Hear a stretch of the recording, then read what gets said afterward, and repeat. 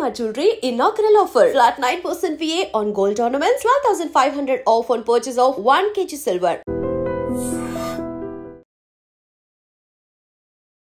Petrol tank तेल पोता भाई दुरंबरे पेट्रोल टैंक పోతే भाई दुरंबरे చెప్తారు दुरंबरे पेट्रोल टैंक పోయిననుకో లేచనుకో లేస్తారు అందరు లేస్తారు సవాల్ లేస్తాయి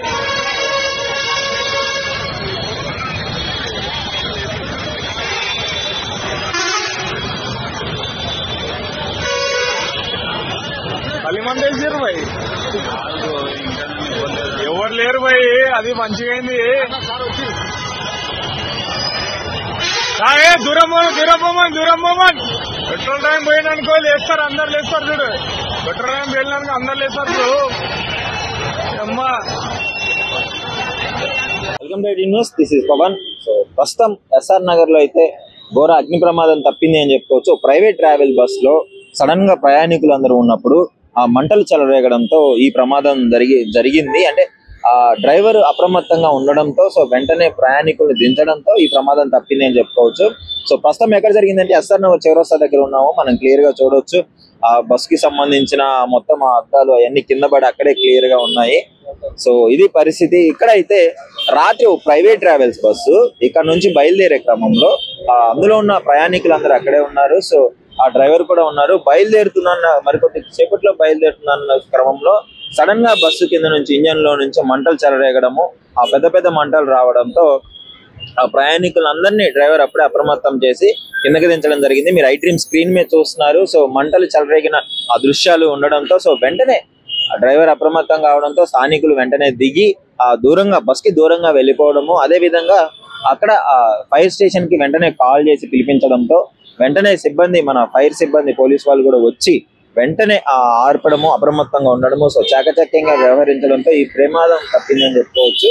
సో బస్ కి అయితే డ్యామేజ్ అయింది కానీ ఎవరికి ఏం కాలేదు. ప్రజలందరూ బాగానే సేఫ్ గా ఉన్నారు. ప్రయాణికులందరూ కిందకి దిగడంతో వెంటనే అప్రమత్తం అయ్యి దిగడంతోనే ఈ ప్రమాదం తప్పింది అని చెప్తున్నారు. ఇక్కడ మీరు క్లియర్ గా చూడొచ్చు బస్ కి సంబంధించిన విజువల్స్ కూడా మీకు స్క్రీన్ మీద ప్లే అవుతున్నాయి. ఇప్పుడు నైట్ జరిగిన ప్రమాదం ఇది. ఇక్కడ మీరు క్లియర్ గా కాలిన బూడిద ఆ బస్ కి సంబంధించిన మొత్తం చూడొచ్చు. పొద్దు నుంచి వర్షం కారణంగా అయినా కూడా ఈ రకంగా పరిస్థితులు అయితే ఉన్నాయి. సో ఇది పరిస్థితి. సో ఎస్ఆర్ నగర్ చౌరస్తా, ఉమేష్ చంద్ర స్టాచ్యూ, అదేవిధంగా మన మెట్రో దగ్గరే ఈ ఇన్సిడెంట్ జరిగింది. ప్రైవేట్ ట్రావెల్స్ బస్ ఇక్కడ నుంచి బయలుదేరే క్రమంలో అయితే ఈ విధంగా జరగడం జరిగింది. సో ప్రయాణికులందరూ సేఫ్.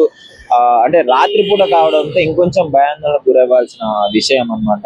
సో అయినా కానీ అప్పటికప్పుడు ఫైర్ స్టేషన్ ఫోన్ చేయగానే సిబ్బంది వచ్చి వెంటనే ఆర్పడము, సో చాకచక్యంగా వ్యవహరించడం జరిగింది. ఎందుకంటే మిడ్ నైట్ ఎప్పుడు ఏం జరుగుతుందో తెలియదు కదా. సో ఈ మధ్య కాలంలో బస్ లో చాలా యాక్సిడెంట్లు జరగడము, వర్షాలు పడుతున్నాయి కాబట్టి స్లిప్ అవ్వడం, ఇలాంటి యాక్సిడెంట్లు చూసాము. సో అగ్ని ప్రమాదము జరిగింది కాబట్టి కొంచెం అంటే సేఫ్ అయ్యారు ప్రజలైతే, ప్రయాణికులు అయితే సేఫ్ అయ్యారు. సో థ్యాంక్ గాడ్ ఎవరికి ఏ ప్రమాదం జరగలేదు. సో ఇది పరిస్థితి.